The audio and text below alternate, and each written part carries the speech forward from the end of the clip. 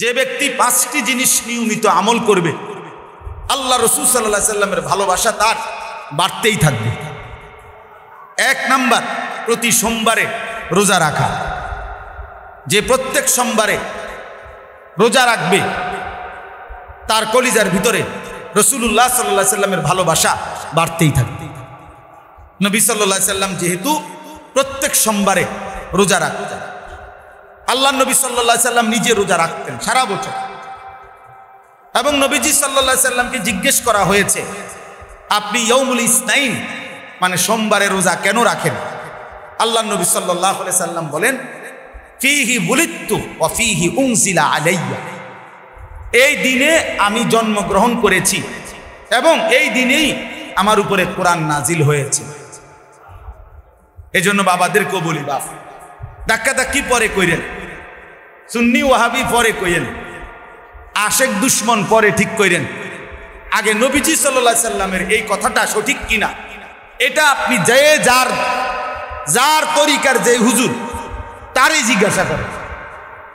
আমার কথাটা বুঝেন না, আমার থেকে না, যে যেই তরিকার হুজুরে পছন্দ করেন, উনি যদি আলেম হয়, হুজুর হয়, ওনারে বলেন যে এই কথাটা সঠিক কিনা যে আল্লাহ নবী সাল্লাল্লাহু আলাইহি সাল্লাম প্রত্যেক সোমবারে রোজা রাখতেন, এইটা ঠিক কিনা। 2, এটাও বলেন যে নবীজি যে এটার কারণ বলছে যে এই দিনে আমি জন্মগ্রহণ করেছি এবং এই দিনে আমার উপরে কোরআন নাজিল হয়েছে, এই যে নবীজি এটা বলছে এটা ঠিক কিনা। যদি ব্যাঠিক হয় এটা, তাইলে আমার বিচার হবে, এটা পরে।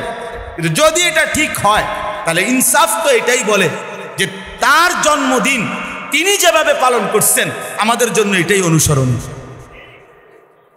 কথা বুঝেন নাই আপনি? এটা ইনসাফ কিনা, ঠেলাঠেলি ধাক্কাধাক্কি এটা পরে। আগে বিবেক কি বলে, বিবেক কি বলে।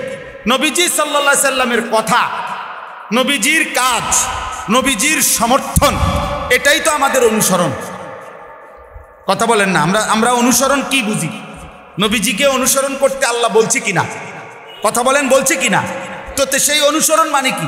নবী সাল্লাল্লাহু আলাইহি সাল্লামের কথা, তার কাজ, তার সমর্থন, সাহাবায়ে কেরামের বর্ণনা যেগুলো, তো সেটাই তো আমরা সমর্থন করা, অনুসরণ করা, এটাই তো সুন্নাত, এটাই তো ভালোবাসা, এটাই তো মহব্বত, এটাই তো মহব্বত।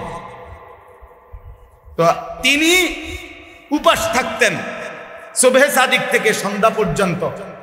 তিনি নিজের জন্মের জন্য সারা বছর 52টা সোমবার, তো 52টা সোমবারে বছরে 52টা রোজা রাখতেন, সোমবারে রোজা রাখতেন। তিনি রোজা রাখতেন, রোজা মানে না খাওয়া একটা নির্ধারিত সময়। তাইলে তিনি না খেয়ে নিজের জন্ম পালন করতেন। ভালোবাসার দাবিদার উম্মত সর্বোচ্চ মজাদার খাবার খেয়ে তিনি সেই নবীর জন্মদিন পালন করছি আমরা। ঠিক আছে, যদি এটাই ইনসাফ হয় তাহলে হাসরের ময়দানেই ফয়সালা হবে ইনশাআল্লাহ। এটাই যদি হয় যে ইনসাফ, যে তিনি রাখছেন রোজা আর আমি খাই খানা, আমি খাই বিরিয়ানি, আমি খাই ডেকে ডেকে খিচুড়ি, ঠিক আছে, তো ঠিক আছে, মানে ফিটাফিটির কি দরকার? আপনার বিবেক যদি এটাই বলে ঠিক আছে, হাসরের ময়দানেই ফয়সালা হবে। বুঝেন নাই কথা? হাসরের ময়দানেই ফয়সালা হবে কোনটা ইনসাফ। তিনি যদি বছরে 52 বার, এক বছরে 52টা জুমা, তাহলে 52টাও সোমবার। তাইলে এরকম প্রত্যেক সোমবারে যদি তিনি রোজা রাখেন এবং তিনি কারণ বলছেন, তাহলে আমাদের জন্য তো নবী সাল্লাল্লাহু আলাইহি সাল্লামের জন্ম, নবীজির মিলাদ, নবীজির আগমন, নবীজির এই পৃথিবীতে আবির্ভাব, এই ক্ষেত্রে আমাদের করণীয় কি, এটা আমরা নিজেরা গবেষণা করে বাইর করার দরকার কি? তিনি তো ঠিক করে দিছেনই। কথা বোঝেন নাই?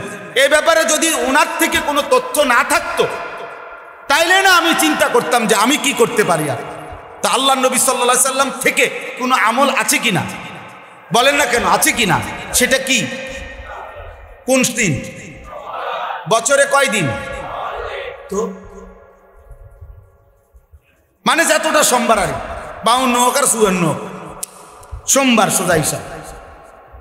আল্লাহ আমাদেরকে বুঝার তৌফিক দান করেন।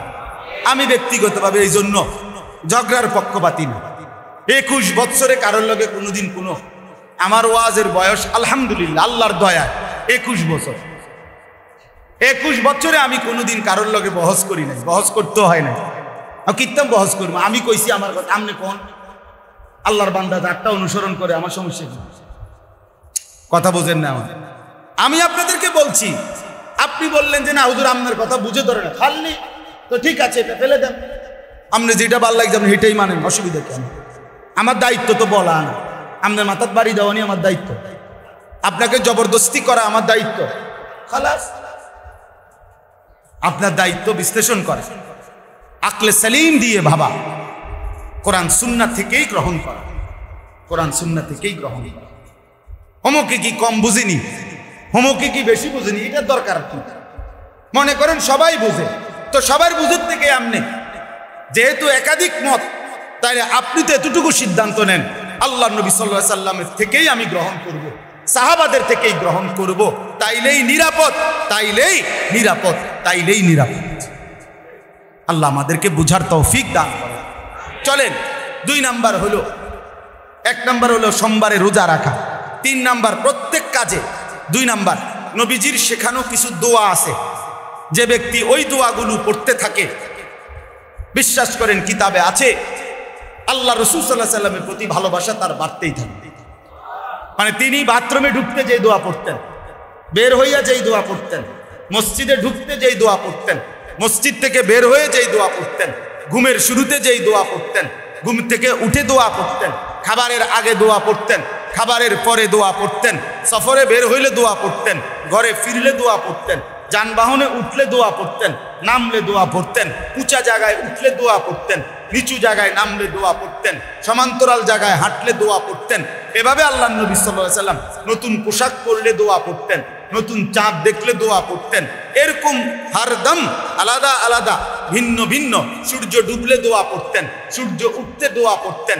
এগুলো আলাদা আলাদা হাদিসের মধ্যে, কিতাবের মধ্যে কোনো মতানৈক্য ছাড়াই বর্ণনা আছে।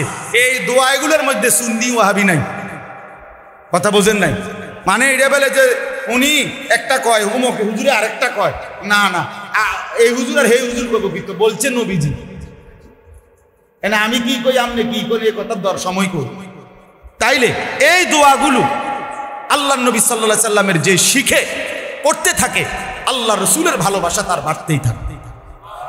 এখন ইনসাফ করেন, ছেলেরাও ভাবো, বাবারাও ভাবেন, কয়টা পারেন? চাদোয়ানে গপ মারন আর লম্বা লম্বা গপ মারন, আর হ্যাঁ লইয়া ছোড়ন, এই বেটা কথাবার্তা সাবধানে বলিস বেটা, এটা তো সহজ। চাদোয়ানের গপ আর বাস্তবতার হাসরের ময়দান এক কথা না।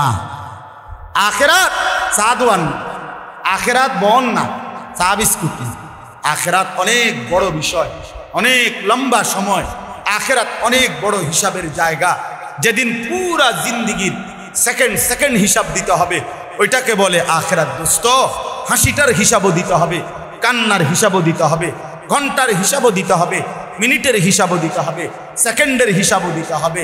যুবক ভাইয়া, 24 ঘন্টা তোরেও আল্লাহ দেখে, আমারেও আল্লাহ দেখে, বুড়ারেও আল্লাহ দেখে, জওয়ানকেও আল্লাহ দেখে, অন্ধকার রাতেও আল্লাহ দেখে, দিনের আলোতেও আল্লাহ দেখে। রাত 2টা বাজে মোবাইলে উলঙ্গ ছবি দেখো, নারী দেখো, নর্তকী দেখো, জিনা ব্যভিচারের দৃশ্য দেখো। খোদার কসম, আল্লাহ ডাক দিয়ে বলে, আনিস আমি আছি রে বান্দা, আমি দেখছি রে বান্দা, আমি চোখের সামনে। কেমনে পারলি বান্দা, এত বড় নাফরমানি করলি, সারাদিনে একটা সেজদা দিলি না, কেমনে পারলি বান্দা, কেমনে পারলি? আমার কথা একবারও মনে পড়লো না, এক ওয়াক্ত নামাজ পড়তে মন চাইলো না। এত বড় কায়নাত আমি তো দিলাম, সূর্য আমি উঠাইলাম, চন্দ্র আমি উঠাইলাম, আলো আমি তো দিলাম, অন্ধকার আমি তো দিলাম, মুখের হাসি আমি তো দিলাম, চোখের কান্না আমি তো দিলাম, কানের শ্রবণ আমি তো দিলাম, আমি তো হাত নাড়াবার শক্তি দিলাম, আমি তো জবানে কথা বলার শক্তি দিলাম, পুরা দেহের প্রতিটা অঙ্গ আমি দিলাম, নিঃশ্বাসের প্রতিটা নিঃশ্বাস আমি দিলাম। হায় নাফরমান, এত নিয়ামত, এত কিছু একজন থেকে ভোগ করে তাকেই সেজদা দিলা না। তোর মতো জানোয়ার পৃথিবীতে আর কেউ হইতে পারে না। এই জন্য মনে রাখিস বেনামাজি, তোর চাইতে বড় জানোয়ার, তোর চাইতে বড় নিকৃষ্ট, তোর চাইতে অপদার্থ হাইওয়ান আল্লাহর জমিনে আর কোনো কুকুর বিড়ালও নাই। জন্য যার কপালে সেজদা নাই তুই জানোয়ারের চাইতেও খারাপ, তুই চতুষ্পদ জন্তুর চাইতেও খারাপ। মনে রাখিস বেটা, তো মানুষের কোনো জাত না, সেজদাবিহীন মানুষ হয় না, গোলামিবিহীন মানুষ হয় না। হ্যাঁ হ্যাঁ, শুধু চুলের পেখম করলে ভদ্রতা না, সিবা প্যান্ট কিনলে ফ্যাশন না, নারীর পিছনে ঘুরঘুর করে ঘুরলে এটা কোনো জীবন না। জিন্দিগি কোনো নারীর জন্য বানায় নাই। সারা দিন রাত নারীকে নিয়ে কল্পনা, ছবি, নাচ, গান, হ্যাঁ, জিনা, ব্যভিচার, প্রেম, ভালোবাসা, মেয়েকে নিয়ে কল্পনা, এটা একেবারে নিকৃষ্ট, অপদার্থ, অকর্মণ্য একটা মানুষের কাজ হইতে পারে। মাতাল ছাড়া আর কিছু না বেটা। তোরে বুঝি খোদা বেড়ির লেগে বানাইছে শুধু? ছেলে পেলে তোমাদের চেহারা দেখলেই তো বোঝা যায় বাপ, অনেক ছেলে দেখলেই তো বোঝা যায় যার কপালে আজকের মাগরিবের নামাজের সেজদা নাই। কেমনে পারলি নাফরমান? আল্লাহকে সেজদা না দিয়ে আল্লাহর ঘরে ঢুকলি কেন? এই নাফরমান, কেমনে ঢুকলি? বেহায়া, রাস্তার কুত্তার দিকে তাকায় দেখিস বেটা, কুত্তার দিকে তাকায় দেখিস। যদি সেলফি তুলতে হয় কুত্তার লগে তুলবা। বেনামাজি, যদি সেলফি তুলতে হয় কুত্তার সাথে উঠাইবা, আর একসাথে দুইজনের ছবি দিয়া বলবা এই দুই জানোয়ার সেজদা দেয় না। ওইটাও না, এটাও না। মানুষের সাথে ছবি উঠাইও না। মানুষের লগে উঠাইবা কেন? তুমি তো নামাজই পড়ো না। তুই মানুষ কিসের? তুমি কিসের মানুষ? আবার কিসের মানুষ? ইসলাম কারো কাছে ঠেকে না, ইসলাম আটকাবেও না। এই পৃথিবীতে ইসলামের উপরে, মুসলমানের উপরে যত ঝড় তুফান গেছে গত 1450 বছরে দোস্ত, এর যদি 1000 ভাগের 1 ভাগ, লাখো ভাগের 1 ভাগও যদি অন্য কোনো ধর্মাবলম্বী, অন্য কোনো মতবাদের উপরে এরকম জুলুম, অত্যাচার, নির্যাতন হতো, তো পৃথিবীতে সেই ধর্ম বিলীন হয়ে হয়তো ইতিহাসের পাতায় নয়তো জাদুঘরে ওইটার স্মৃতি হিসাবে সংরক্ষিত কিছু থাকতো। কিন্তু এগুলো অনেক সময়ের ব্যাপার। শুধু তাতারিরা, Genghis Khan, Hulagu Khan, Timur Lang এই পৃথিবীর ইতিহাসের এক দুর্ধর্ষ সেনানায়ক ছিল। তাতার একটা জাতি, এই তাতারি মঙ্গল জাতি, অর্থাৎ যাদের পরবর্তী বংশধর হইল মুঘল বংশধর। আমাদের এই ভারতীয় উপমহাদেশ যারা শাসন করছে, মুঘল সাম্রাজ্য, এই জহিরুদ্দিন মোহাম্মদ বাবর, তারপরে বাদশাহ হুমায়ুন, বাদশাহ আকবর, জালালউদ্দিন মোহাম্মদ আকবর, এরপরে আওরঙ্গজেব, আলমগীর, এই যে এদের পূর্বপুরুষ ছিল কাফের। এবং এই পৃথিবীতে মুসলমানদের উপরে সবচেয়ে বেশি জুলুম যারা করছে, মুসলমানদেরকে সবচেয়ে বেশি মারছে যারা, হত্যা করছে অকাতরে, আজকে ইসরায়েলের এই কুত্তা যেভাবে মারছে, এই নেতানিয়াহুর চাইতেও নিকৃষ্ট কাফের ছিল ওরা। কিন্তু ওদের যেই একটা ল্যাংরা লোক ছিল তৈমুর লং, ওই বংশের, সে অনেক বড় সেনাপতি ছিল, যোদ্ধা ছিল। সে বলছিল পৃথিবীর শেষ প্রান্তেও যদি একটা মুসলমান বেঁচে থাকে, আমি তাকে হত্যা না করেও থামব না। প্রিয় ভাই, অনেক লম্বা ইতিহাস। এই সিদ্ধান্ত ছিল তার। শুধু বাগদাদে 15 দিনে, ওই যুগে মনে করেন আজ থেকে 700-800 বছর আগে, শুধু বাগদাদে, ইরাকের, তখন মুসলমানদের রাজধানী ছিল বাগদাদ ওই জমানায়, শুধু 15 দিনে কমপক্ষে 7 লক্ষ মুসলমানকে অকাতরে রক্তে ভাসাইয়া মানে শহীদ করছে, হত্যা করছে। রক্তে বাগদাদের প্রতিটা নালা রক্তে ভরে গেছে। দজলা নদীর পানি লাল হয়ে গেছে মুমিনের রক্তে। সিদ্ধান্ত ছিল তার যে একটা মুসলমান বাঁচতে দিবে না। কিন্তু আজকে ওইসব বেঈমানরা নাই, পৃথিবীতে মুসলমান আছে, আছে না? ইসলাম আছে না? তোমার জন্য আমার জন্য ইসলাম আটকাবে না। তুমি হেরে যাবা, আমি হেরে যাব। তোমারে জাহান্নামে ছুঁড়ে মারবে, আমারও জাহান্নামে ছুঁড়ে মারবে। যে আল্লাহর দ্বীনের জন্য, ইসলাম কিয়ামত পর্যন্ত চলার জন্য যে পরিমাণ যখন লোক দরকার, রব্বে কারীম তা তৈরি করতেই থাকবেন, তৈরি করতেই থাকবেন, তৈরি করতেই থাকবেন। আজকে তোমরা বলো কিশোর যুবক, এ পরিমাণ মুসলমান যদি তোমরা তোমাদের মহল্লায় হও, এখানে যারা আসছো খুব বেশি দূর থেকে না, কেউ রংপুর থেকে আসো নাই, আমরা জানি তুমি গাইবান্ধা কুড়িগ্রামের মানুষ না, তুমি এই অঞ্চলের আশপাশের মানুষ, ঠিক না বলেন? 10 মাইল 20 মাইল 30 মাইল 5 মাইল 6 মাইলের ভিতরের মানুষ না তোমরা। তো তোমরা যদি 5 ওয়াক্ত নামাজ মসজিদে পড়তা তো দুশমন আরো বেশি ভয় পাইত। খোদার কসম, যদি তোমরে ফজরের নামাজে, আমার কাছে আরবিতে কিতাব আছে গাড়িতে, ইয়াহুদি ধর্মে স্পষ্ট কথা লেখা আছে, ইয়াহুদিদের কিতাবে, মুসলমান যেদিন এশার নামাজ আর ফজরের নামাজ বরাবর হবে মুসলমানের মুসল্লি, সেদিন মুসলমানদের হাতে ইয়াহুদিদের চূড়ান্ত পতন, সেদিন মুসলমান পূর্ণভাবে জিতবে ইয়াহুদিদের উপরে, যেদিন ফজর আর জুমার মুসল্লি বরাবর হবে। আজ আমরা বরাবর বলে না কেন? এই ছেলেরা বলো না, জুমার নামাজের মুসল্লি আর ফজরের মুসল্লি বরাবর। মসজিদ ভাঙ্গা মসজিদ হয়, জুমার নামাজের মুসল্লি হয় না, জাগা হয় না দীক্ষা। মসজিদের কাম দোতলা হয়, শুক্রবারে জাগা হয় না দীক্ষা। বারান্দা বাড়াইছে, শুক্রবারে জাগা হয় না দীক্ষা। মূলত বিষয়টা এটা না, জায়গায় জায়গায় যে নতুন মসজিদ হয়, কি উদ্দেশ্যে? শুক্রবার।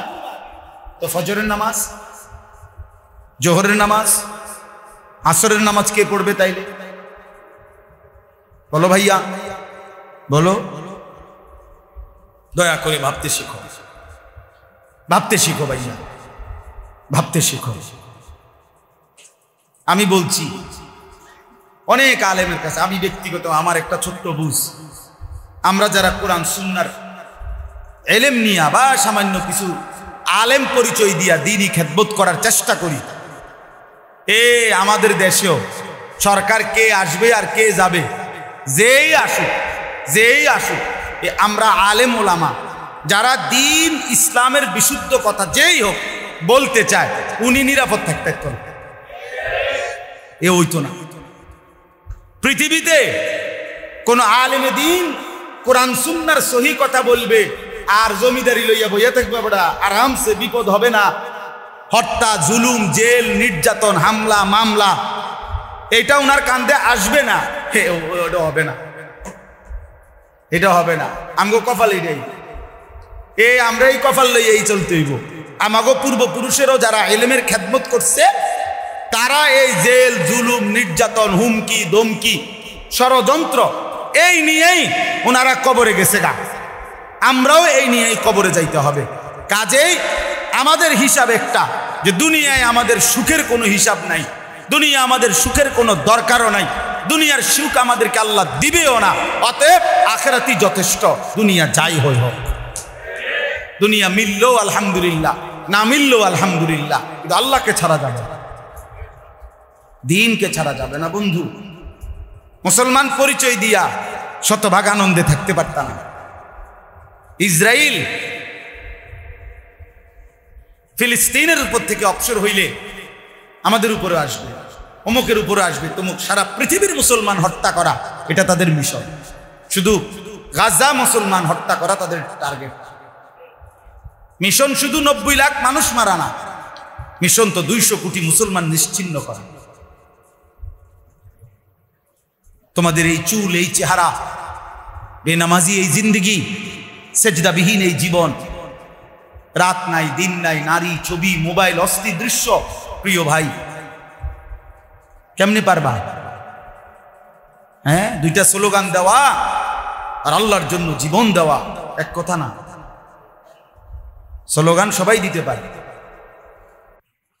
আল্লাহ আমাদেরকে বুঝ দান করেন। এইটাই এই আয়াত। তাহলে আমি ওই কথাটা শেষ করি। আল্লাহ নবী সাল্লাল্লাহু আলাইহি সাল্লাম এর ভালোবাসার কথাটা বলতেছিলাম। 2 নাম্বার। 3 নাম্বার হলো প্রত্যেক কাজ যে ব্যক্তি সুন্নত মোতাবেক করার চেষ্টা করে, রাসূলুল্লাহ সাল্লাল্লাহু আলাইহি সাল্লামের তরিকা মোতাবেক, তো নবীজির প্রতি তার ভালোবাসা বাড়তেই থাকে, বাড়তেই থাকে। 4 নাম্বার, নবীজি সাল্লাল্লাহু আলাইহি সাল্লামের জীবনী। এইটার লাগি এই কথা দিয়েছিলাম। নবীজির সাল্লাল্লাহু আলাইহি সাল্লামের জীবনী 63 বছরের হায়াত যে নিয়মিত পড়তে থাকে, কখনো 1 পৃষ্ঠা 2 পৃষ্ঠা করে অল্প অল্প করে পড়তেই থাকে, তো আল্লাহ রাসূল সাল্লাল্লাহু আলাইহি সাল্লামের প্রতি ভালোবাসা তার বাড়তেই থাকে। 5 নাম্বার, নিয়মিত যে নবীজি সাল্লাল্লাহু আলাইহি সাল্লামের উপরে দুরূদ শরীফ পড়ে, আল্লাহর নবীর প্রতি তার ভালোবাসা বাড়তেই থাকে। কয়টা হইল? 5।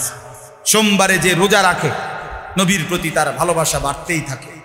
প্রত্যেক কাজে নবীজির শেখানো দোয়াগুলো যে পড়তে থাকে, নবীজির প্রতি তার ভালোবাসা বাড়তে থাকে। সব কাজ যে সুন্নত মোতাবেক করতে থাকে, নবীজির প্রতি তার ভালোবাসা বাড়তেই থাকে। প্রতিনিয়ত আল্লাহর নবীর জীবনী যে পড়তে থাকে, শুনতে থাকে, নবীজির প্রতি তার ভালোবাসা বাড়তে থাকে। আর নবী সাল্লাল্লাহু আলাইহি সাল্লামের উপরে বেশি বেশি যে দুরূদ শরীফ পড়ে, নবীজি সাল্লাল্লাহু আলাইহি সাল্লামের প্রতি তার ভালোবাসা বাড়তে থাকে। আল্লাহ আমাদেরকে তৌফিক দান করেন। এবার শুধু তরজমা শুনেন, তাইলে আমার কথা শেষ। আমি যা বলার বলে ফেলছি। ইয়া আইয়ুহাল্লাযীনা আমানু, হে ঈমানদারগণ, মান ইয়ারতাদ্দা মিনকুম আন দীনিহি, আল্লাহ নবী সাল্লাল্লাহু আলাইহি সাল্লামের ঈমানদার উম্মত আমাদেরকে আল্লাহ লক্ষ্য করে বলছে, ছেলেরা বাপ তোমরাও শোনো, বাপ তোমরাও শোনো। আল্লাহ তাআলা বলেন, হে ঈমানদারগণ, মান ইয়ারতাদ্দা মিনকুম আন দীনিহি, তোমাদের মধ্যে যেই আল্লাহর দ্বীন থেকে, ইসলাম থেকে ফিরে যাবে, ইসলামকে ত্যাগ করবা, আল্লাহর বিধান, আল্লাহর কোরআনকে যারা ত্যাগ করবা, তো আল্লাহ তাআলা বলেন, ভেবো না যে আমি আল্লাহ তোমার কাছে আটকায় যাব। ফাসাউফা ইয়াতিল্লাহু বিকৌমিন, আমি অচিরেই অল্প সময়ের ব্যবধানে নতুন জাতি নিয়ে আসব, নতুন মানুষ তৈরি করব। কেমন কেমন মানুষ তৈরি করব? 1, ইউহিব্বুহুম ওয়া ইউহিব্বুনা, যারা আল্লাহকে ভালোবাসবে, আল্লাহও তাদেরকে ভালোবাসবে। 2, আদিল্লাতিন আলাল মুমিনিন আইজ্জাতিন আলাল কাফিরিন, যারা মুমিনদের প্রতি হবে নম্র, কাফেরদের প্রতি হবে কঠোর। 3, ইউজাহিদুনা ফি সাবিলিল্লাহ, যারা আমৃত্যু আল্লাহর পথে যুদ্ধ করতে থাকবে, ওয়ালা ইয়াখাফুনা লাউমাতা লাইম, কারো কোনো নিন্দা, ভৎসনা, তিরস্কারে ভয় পাবে না, ভয় পাবে না। সমাধান মৃত্যুই, সমাধান জিহাদি, সমাধান আল্লাহর জন্য জীবন বিলিয়ে দেওয়া। এটাই শেষ কথা, এটাই শেষ। এই জন্য যে হামাস, ফিলিস্তিনের গাজা, যেই মুজাহিদ বাহিনী মাটির নিচে থাইকা যুদ্ধ করতেছে, এরা এখনো 1 ঘন্টার জন্য ঘাড় নোয়ায় না, সব শেষ করে ফেলছে মাটির উপর। গাজাটারে একটা মরুভূমি বানায় ফেলছে, একটা মুসলমানের একটা বাড়ি ঘর কিচ্ছু নাই, আপনজন, আত্মীয় স্বজন, এতিম, অসহায় বাচ্চা, নারী, শিশু সব শেষ। কিন্তু এরপরেও যারা মুজাহিদ, তারা একবারের জন্য ইসরায়েলের ওই কুত্তাদের কাছে মাথা নোয়ায় না, টিকেই আছে, টিকেই আছে। একদিন ইনশাআল্লাহ, একদিন এক ভোর শুনবা, কোনো একদিন ভোর হবে, ফজরের আজান হবে, সেদিন হয়তো আমরা সবাই শুনবো গাজা বিজয় হয়ে গেছে, ফিলিস্তিন বিজয় হয়েছে, ইসরায়েলের বেঈমান হেরে গেছে।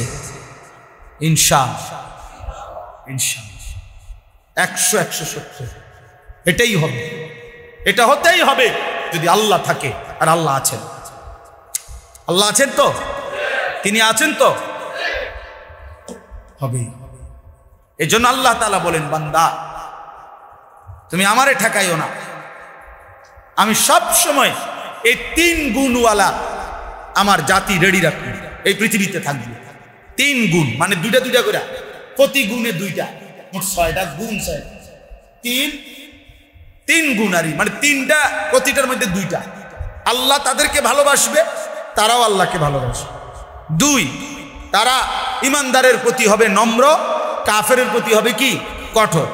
3, তারা আল্লাহর পথে যুদ্ধ করবে এবং কারো কোনো নিন্দা ভৎসনায় কি করবে না, ভয় পাবে, ভয় পাবে। এরপরে আল্লাহ বলেন, যালিকা ফাদলুল্লাহ ইউতিহি মান ইয়াশা।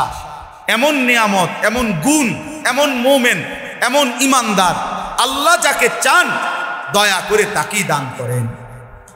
এই জন্য ভাইয়া বাত আল্লাহ সবাইরে খাওয়ায়, বাত আল্লাহ সবাইরে খাওয়ায়, কিন্তু ইবাদত, সিজদা, আখিরাতের আমল, আল্লাহর বন্দেগী সবাইকে দিয়ে আল্লাহ করায় না। এটা আল্লাহ যারে পছন্দ করে তারে আল্লাহ তাআলা সিজদা দেওয়ার তৌফিক। এই জন্য তোমরা যারা এখন খাইতেছো, ঘুমাইতেছো, পেশাব পায়খানা করতেছো, আর নারী দেখো, ছবি দেখো, মা কিছু বলে না, বাপ কিছু বলে না, সবার বাঁধন থেকে তোমরা ছুটে গেছো।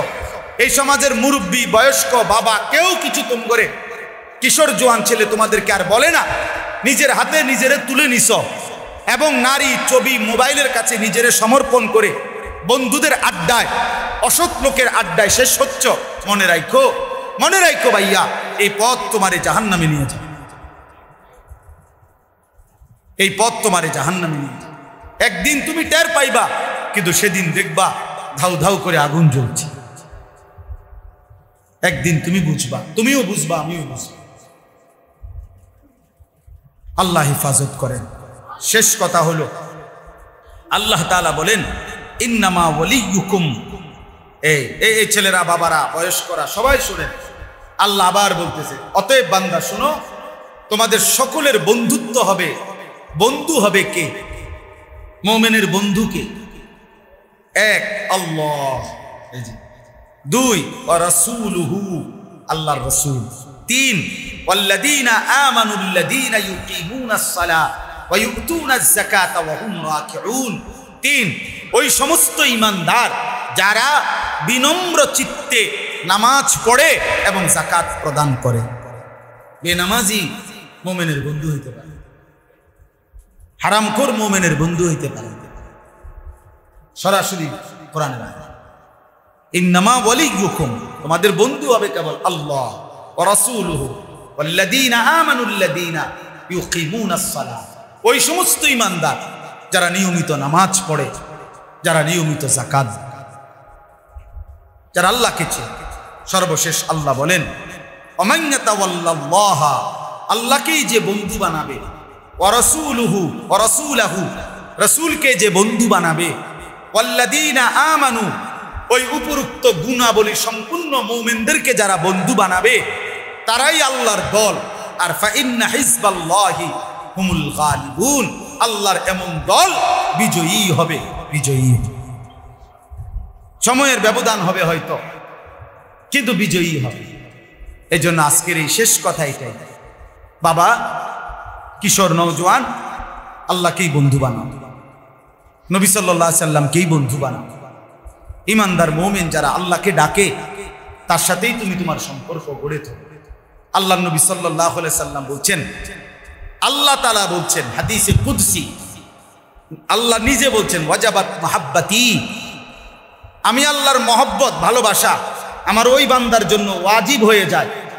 লিল মুতাহাব্বিনা ফিয়া, আমার যে 2 বান্দা আমি আল্লাহর জন্য একে অপরকে ভালোবাসি। 2 ওয়াল মুতাজালিসিনা ফিয়া, যে 2 বান্দা আমি আল্লাহর জন্য পরস্পর বসে আমার আল্লাহর কথা শুনবে, দিন শুনবে। এই জন্য এই যে আমরা বসছি, ওয়াল মুতাজাবিরিনা ফিয়া, আল্লাহর জন্যই, সন্তুষ্টির জন্যই একে অপরের সাথে সাক্ষাৎ করে, মোলাকাত করে। আল্লাহ বলে তাদেরকে ভালোবাসা আমি আল্লাহর জন্য ওয়াজিব। আল্লাহ তাআলা বলেন, হাদিসের মধ্যে আছে, হাদিসে কুদসি এটাও, আল্লাহ হাসরের দিন বলবে, আইনাল মুতাহাব্বুনা বিজালালি, আমি আল্লাহর জন্যই তোমরা যারা একে অপরকে ভালোবাসছিলা তোমরা কোথায়? হাত তোলো। আল ইয়াউমু উযিল্লুহুম ফি যিল্লি ইয়াউমা লা যিল্লা ইল্লা যিল্লি, আজ আমি তোমাদেরকে যারা আমার জন্য একে অপরকে ভালোবেসেছিলে, আমি আল্লাহ আজকে তোমাদেরকে আমার আরশের নিচে ছায়া দেব, যেই আরশের ছায়া ব্যতীত আর কোথাও কোনো ছায়া নাই। এজন্য বন্ধু, দুষ্টকে বন্ধু বানায়ও না, কিশোর নওজোয়ান নষ্ট হইও না, চরিত্রহীনের খপ্পরে পড়ো না। নারী, ছবি, মোবাইল, উলঙ্গ দৃশ্য, অশ্লীলতা, বেহায়াপনা, অসভ্যতার নোংরামি, এটাই যে আলাপ করে অথবা নিজেদের মধ্যে বিশ্লেষণ করে, সে তোমার বন্ধু না। 3টা থেকে রাত 10টা যার সাথে তুমি কাটাইলা 7 ঘন্টা, এই 7 ঘন্টার মধ্যে 3 ওয়াক্ত নামাজ চলে গেছে, আসর, মাগরিব, এশা, অথচ বন্ধু নামের যেই জানোয়ার একবারও তোমারে নামাজের কথা বলে নাই, তো মনে রাখো ওইটা বন্ধু না, ওইটাই শয়তান, ওইটাই ইবলিস। শয়তান খুঁজো, ওই শয়তান, ওই দুষ্ট, ও বন্ধু না, ওই শয়তান, ওই ইবলিস। 7 ঘন্টা বন্ধু নামের এই শয়তান তোমার একবারও আল্লাহর কথা বলল না। মুসলমান 7 ঘন্টা খামখেয়ালি করে, 8 ঘন্টা, অথচ 8 ঘন্টার চাকরিতে অনেক মানুষের বেতন 30,000 টাকা, ডিউটি 8 ঘন্টা। স্ট্যান্ডার্ড টাইম কত? ডিউটির চাকরির 8 ঘন্টা না তো? 8 ঘন্টায় মানুষের হায়াত চলে, ডিউটিতে 8 ঘন্টায় পরিবার 8 ঘন্টার উপার্জন দিয়া চলে, আর তুমি সেই 8 ঘন্টাই খামখেয়ালি করলে, 8 ঘন্টাই তামসা করলা, কামড়া করলে কি ভাইয়া? এটা কোনো কথা হইল? আল্লাহ আমাদেরকে হেফাজত করেন। আমার আরো অনেক আগে শেষ করে দেওয়ার কথা, কিন্তু আমি এরপরও একটু বেশি বললাম। আমি এতগুলো নওজোয়ান ছেলে তোমাদের কাছে অনুরোধ করি, প্রিয় ভাই আমার, বন্ধু আমার, আল্লাহর জন্য প্রস্তুতি নাও, দ্বীনের জন্য, আখিরাতের জন্য। আল্লাহ এবং তার রাসূলকেই ভালোবাসো। বয়স্ক বাবা চাচাদেরকে বলি, শেষ হায়াত চা দোকানে অথবা হারাম উপার্জনের নেশায় শেষ করেন না। আখিরাত আছে কিনা? উপার্জন করে শেষ করতে পারতেন না? সংসারের প্রয়োজন শেষ হবে না বাবা, সুদের টাকা দিয়েও শেষ হবে না, হালাল টাকা দিয়েও শেষ হবে না, ঘুষ কিস্তির টাকা দিয়েও সংসারের প্রয়োজন শেষ হবে না বাবা। আপনি মরে যাবেন, সংসারের অনেক কিছু বাকি থেকে যাবে। আপনি যেদিন মরে যাবেন সেদিনও চাইল নাই, ডাইল নাই, পেঁয়াজ নাই, রসুন নাই, সোফা ভাঙ্গা, ফ্রিজ দিয়া পানি করে, জানালার সিটকারি নাই, বাথরুমে টয়লেট পেপার নাই, নুন নাই, হারফিক নাই, কথার কথা, অর্থাৎ অনেক কিছুই চাহিদা থেকে যাবে। এই দুনিয়ার প্রয়োজন শেষ হয় না। অতএব দুনিয়া আপনি শেষ করেন, হায়াত নষ্ট করেন, আখিরাতের প্রস্তুতি নেন। আল্লাহ তাআলা আমাদেরকে তৌফিক দেন। মাদ্রাসাকে ভালোবাসবেন, মাদ্রাসাকে সন্তান পড়তে দিবেন, ওস্তাদদেরকে মহব্বত করবেন। মাদ্রাসা যেই করুক, যেখানেই হোক, যেখানেই আল্লাহর কোরআন পড়ানো হয়, সেটার প্রতি মুমিনের ভালোবাসা থাকা দরকার, ভালোবাসা থাকা দরকার। এই জন্য আলহামদুলিল্লাহ এই মাদ্রাসাও, আমি এই মাদ্রাসার নাম তো আগে শুনছি, মৌলানা সাহেব অনেকবার আমার কাছে গেছেনও। যাক, আল্লাহ মিলাইছে, এক উসিলায় আসা হয়েছে। আমরা দিল থেকে দোয়া করি, আমরা এক্ষুনি দোয়া করব।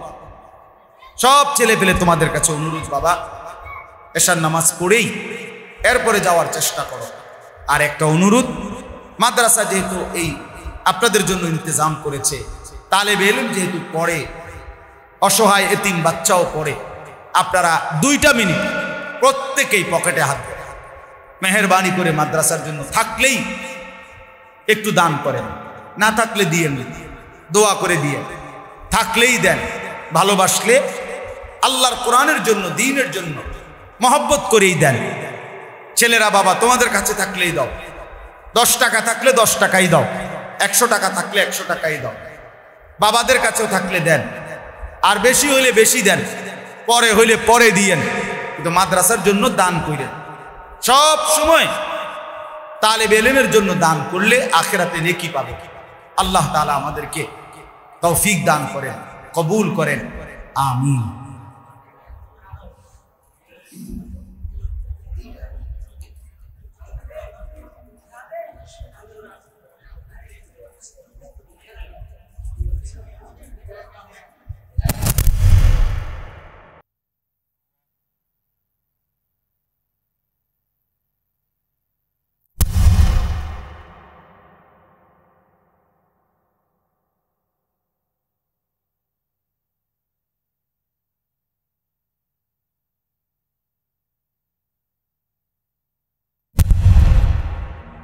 প্রতিটা বাবা চাচা মুরব্বীদেরকে মাফ করে দেন, সমস্ত কবরবাসীদেরকে মাফ করে দেন, কিয়ামত পর্যন্ত কবরের আযাব মাফ করে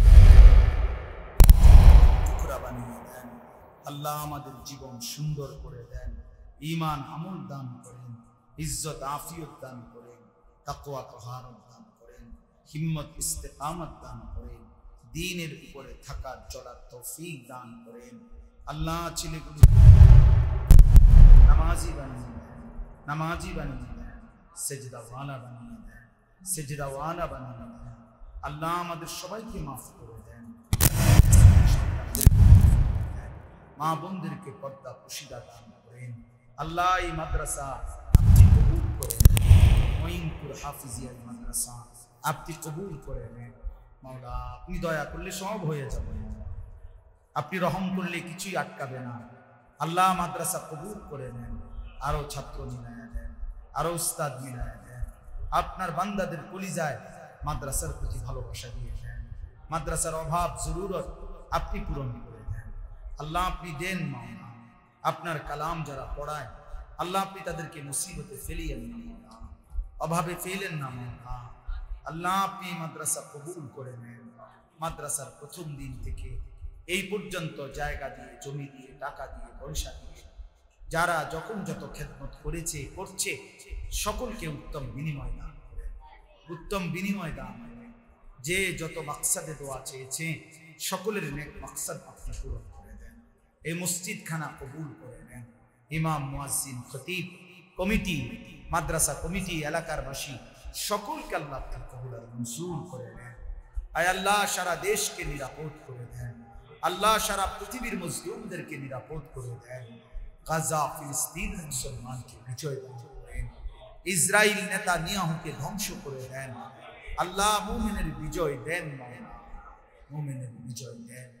আল্লাহ বিজয় তো হবেই জানি, আল্লাহ সেই বিজয় দেখে যেতে চাই। রব্বির হামদুলিল্লাহ কামা রব্বায়ানি সগীরা সুবহানা রাব্বিকা রাব্বিল ইজ্জাতি আম্মা ইয়াসিফুন।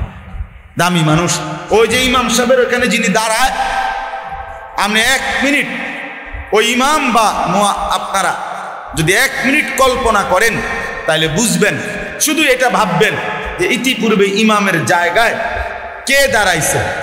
যদি কেউ পিছনের দিকে কল্পনা করে তাহলে 1450 বছর আগে কল্পনা করলে সে কল্পনার চোখে দেখবে এর আগে ইমামের জায়গায় যিনি দাঁড়িয়েছেন তিনি ছিলেন রাসূলুল্লাহ সাল্লাল্লাহু আলাইহি ওয়াসাল্লাম। এটা নবীজি সাল্লাল্লাহু আলাইহি সাল্লামের দাঁড়ানো মসনদ, সেখানে আজকে 1450 বছর পরে এই মানুষটা দাঁড়ায়। এখানে আবু বকর সিদ্দিক দাঁড়াইছে, এখানে ওমর দাঁড়িয়েছেন, এখানে উসমান দাঁড়িয়েছেন, এখানে আলী দাঁড়িয়েছেন। তাহলে পৃথিবী বিখ্যাত, পৃথিবীর সর্বশ্রেষ্ঠ দামি মানুষগুলো মুসলমানদের মধ্যে ইমামের জায়গায় কি করছেন? তাহলে এটা যদি সম্মানিত পদ না হয়, এটা যদি ইজ্জতের কোনো বিষয় না হয়, তাইলে এখানে দাঁড়াইলেন কেন? আল্লাহ নবী দাঁড়াইলেন কেন? আর সাহাবায়ে কেরামের মধ্যে শ্রেষ্ঠতম খলিফা সাহাবীরা দাঁড়াইলেন কেন? আল্লাহ আমাদেরকে বুঝার তৌফিক দান করেন। কুরআনুল কারীমের 6 নম্বর পারা 5 নম্বর সূরা, সূরায়ে মাঈদা এই সূরার নাম। এই সূরার 3টা আয়াত 54, 55, 56 আমি তেলাওয়াত করেছি। সূরায়ে মাঈদা 5 নম্বর সূরা 6 নম্বর পারা, এইটুকু তরজমা আপনাদের কাছে শুনাইতে চাই। আল্লাহ তাআলা আমাদেরকে তৌফিক দান করেন। শুরুতে আগে একটা ছোট্ট কথা বলে নেই, তাহলে বুঝতে সুবিধা হবে ইনশাআল্লাহ। আমাদের প্রিয় নবী সাল্লাল্লাহু আলাইহি ওয়াসাল্লাম দীর্ঘ 23 বছর মক্কা এবং মদিনায় কালেমার দাওয়াত দিয়েছেন, ইসলামের সার্বিক খেদমত করেছেন, দ্বীন প্রচার করেছেন, আল্লাহর জন্য হাজারো জুলুম, নির্যাতন, কষ্ট, অত্যাচার সহ্য করেছেন। মদিনায় যাওয়ার পরে প্রায় 57টি যুদ্ধ আল্লাহর নবী সাল্লাল্লাহু আলাইহি সাল্লাম পরিচালনা করছেন। 27টি যুদ্ধে সশরীরে অংশগ্রহণ করছেন। 30টা যুদ্ধ সাহাবায়ে কেরামকে সেনাপতি দায়িত্ব দিয়ে ওনাদেরকে যুদ্ধে রওনা করাইছে। এই 57টা যুদ্ধে পরিচালনা, এটার মেয়াদ হলো মাত্র 9 বছর, মানে 9 বৎসরে 57টি যুদ্ধের তদারকি করছে। এর মধ্যে 27টি যুদ্ধে অংশগ্রহণ করছে। তো যদি এই 27টাও ধরা হয় 9 বৎসরে, তাইলে 3 নং কত? 27। তাইলে প্রতি 1 বৎসরে যুদ্ধ হইল কয়টা? গড়ে 3টা। একটা যুদ্ধ যাইতে আসতে, এরপরে যুদ্ধকালীন সময়ে লম্বা সময়। তাহলে রাসূলুল্লাহ সাল্লাল্লাহু আলাইহি সাল্লাম অবসর নিলেন কখন? বিশ্রাম করলেন। কোরআনুল কারীমের 30 পারা আল্লাহর পক্ষ থেকে এই 23 বছরে তিনি গ্রহণ করলেন। 24,000 বার, একটি বর্ণনা, বিশুদ্ধ বর্ণনায় জিবরাইল আলাইহিস সালাম আল্লাহর পক্ষ থেকে শুধু কোরআন নাজিল করেছেন নবীজির উপরে 24,000 বার।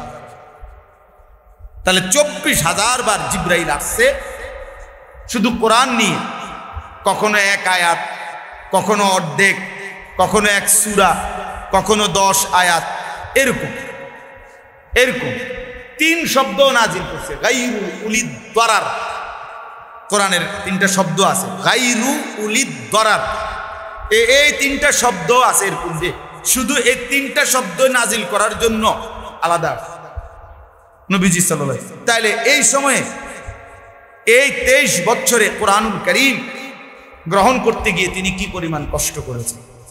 প্রত্যেকবারে হাদিসে আছে, আম্মা জান আয়েশা রাদিয়াল্লাহু তাআলা আনহা বলেন, ওয়া ইন্না জাবিনাহু লা ইয়াতাফাসসাদু আরাকান, নবীজির কপাল মোবারক, চেহারা মোবারক যখনই ওহী নাজিল হইতো, সেটা যদি কনকনে শীত ঠান্ডাও হতো, তারপরও আল্লাহ নবীর চেহারা মোবারক ঘামে একদম ভিজে যাইতো, দরদর করে ঘাম বাইয়া পড়ত। যদি ঘোড়া, গাধা, খচ্চর, উট এরকম কোনো বাহনের পিঠে বসা অবস্থায় কোরআন নাজিল হতো, তো এই ওয়াহির ভারে, মানে কোরআনের শব্দের ভারে, এই সরাসরি নবীজিকে নিয়ে এই ঘোড়া, গাধা, খচ্চর, উট বসে যাইত। ভার এটা সহ্য করতে পারত না, এত ওজন, এত ভারী। তো কি পরিমাণ কষ্ট তিনি সয়েছেন। 27টি যুদ্ধ পরিচালনা করেছেন, নিজে অংশগ্রহণ করেছেন এই মদিনার 9 বছরে, মানে 10ম বছরে তো ইন্তেকালই করছে। মদিনায় ছিলেন 10 বছর, কিন্তু 10ম বছরে তো কি ইন্তেকাল করছে। তাইলে কি পরিমাণ কষ্ট, ক্লেশ সহ্য করেছে। আমার বাপ একটা জরুরি বিষয় বলে রাখি, ছেলেরা তোমাদেরকেও বলি, ভাই, প্রিয় ভাই, পৃথিবীর কত মানুষের জীবনী, সংক্ষিপ্ত হোক, বিস্তারিত হোক, কতজনের প্রোফাইল, কতজনের কত কিছু তো তোমরা জানো ভাই। শুনো, পড়ো, কিংবা মোবাইলে হোক, বাস্তবে হোক, পত্রিকায় হোক, রিপোর্টে হোক। কিন্তু একটা অনুরোধ, তো রাসূলুল্লাহ সাল্লাল্লাহু আলাইহি সাল্লামের পুরা জীবনীটা একটাবার পড়া দরকার, একটাবার পড়া দরকার। প্রত্যেকটা মুসলমান ছেলে, প্রতিটা বয়স্ক বাবা, আপনাদের পড়া, অনেক আপনারা এখানে আছেন যাদের জীবনে এই সৌভাগ্য হয় নাই যে নবীজি সাল্লাল্লাহু আলাইহি সাল্লামের জীবনটা জন্মের পূর্বে থেকে আম্মাজান আমেনা, নবীজির মা, নবী সাল্লাল্লাহু আলাইহি সাল্লাম যখন ওনার গর্ভে ছিলেন, সেই তখন থেকে নিয়ে কি কি অলৌকিক বিষয় প্রকাশিত হয়েছে, এই থেকে শুরু করে আল্লাহ নবী সাল্লাল্লাহু আলাইহি সাল্লামের ইন্তেকাল পর্যন্ত কিভাবে তিনি জিন্দেগির 63 বছর কাটাইলেন, এতটুকু জীবনীটা ধারাবাহিক বর্ণনা, শত শত কিতাব এই পৃথিবীতে আছে, শত শত, হাজার হাজার। বাংলাতেও আছে, উর্দুতেও আছে, ইংরেজিতেও আছে, আরবিতেও আছে, পৃথিবীর অন্যান্য ভাষাতেও আছে। কিন্তু দুর্ভাগা মুসলমান, যে নবী সাল্লাল্লাহু আলাইহি সাল্লামের নামই শুনে, মুখে মুখে দাবিও করে ভালোবাসার, কিন্তু সেই নবী সাল্লাল্লাহু আলাইহি সাল্লামের একটা জীবনী, উনার পুরা হায়াত না নিজে পড়ছে, না কাউরি দিয়ে বলে না আচ্ছা ঠিক আছে আমি দেইকা পড়তে পারি না, মাশাআল্লাহ ভালো কথা। আপনার তো ঘরে কেউ না কেউ আছে যে স্ত্রী, ছেলে, নাতনি, মেয়ে, কেউ না কেউ রিডিং পড়তে পারে, সাইয়া সাইয়া বাংলা পড়তে পারে, এমন লোক নাই একজনও এই ঘরে এমন ফ্যামিলি কি আছে মনে হয়? কথা বলেন, আছে এরকম ভাবনা হয়? কেউ না কেউ পড়তে পারে। তো তার থেকে শুনেন, তার থেকে শুনেন, সে পড়ুক, আপনি শুনতে থাকেন শুধু যে নাতি তুমি পড়ো আমি শুনি না। হযরতে হাসান রাদিয়াল্লাহু তাআলা আনহু হাদিসের মধ্যে আছে, নবী সাল্লাল্লাহু আলাইহি সাল্লামের নাতি, উনি তো আল্লাহর নবী সাল্লাল্লাহু আলাইহি সাল্লামকে দেখছেন, এরপরেও নবীজি সাল্লাল্লাহু আলাইহি সাল্লামের ইন্তেকালের পরেও তিনি মাঝে মাঝে ওনার মামা হযরত খাদিজা রাদিয়াল্লাহু তাআলা আনহা ওনার ভাইকে জিজ্ঞেস করতেন যে মামা আপনি আমারে বলেন তো যে রাসূলুল্লাহ সাল্লাল্লাহু আলাইহি সাল্লামের আকৃতির বর্ণনাটা কেমন ছিল, কি নাক কেমন, চোখ কেমন, হাত কেমন, কপাল কেমন, কান কেমন, দাঁত কেমন, ঠোঁট কেমন, তিনি বর্ণনা দিতেন। নবী সাল্লাল্লাহু আলাইহি সাল্লামের বংশের এই নাতনিরা নাতিরা তারা মনোযোগ দিয়ে শুনতে থাকতেন। অনেক সাহাবীদের মধ্যে এই কথার বর্ণনা আছে, সাহাবীরা পরস্পর আল্লাহর নবী সাল্লাল্লাহু আলাইহি সাল্লামের দেহ, চেহারা মুবারক, শরীরের বর্ণনা শুনতেন আর কি, যে বলেন যে কেমন দেখছেন, আপনার কি কি মনে আছে। তাইলে রাসূলুল্লাহ সাল্লাল্লাহু আলাইহি সাল্লাম সম্পর্কে জানতে চাওয়া, নবীজি সাল্লাল্লাহু আলাইহি সাল্লামকে থেকে ওনার জীবনী শোনা অনেক বড় একটা, অনেক বেশি একটা ভালোবাসা, মহব্বতের দাবি। আমরা কিতাবে পড়ছি 5টি জিনিস যে ব্যক্তি, আমার খুলনার হযরত বলছেন, হযরত মাওলানা মুফতি নুরুল আমিন সাহেব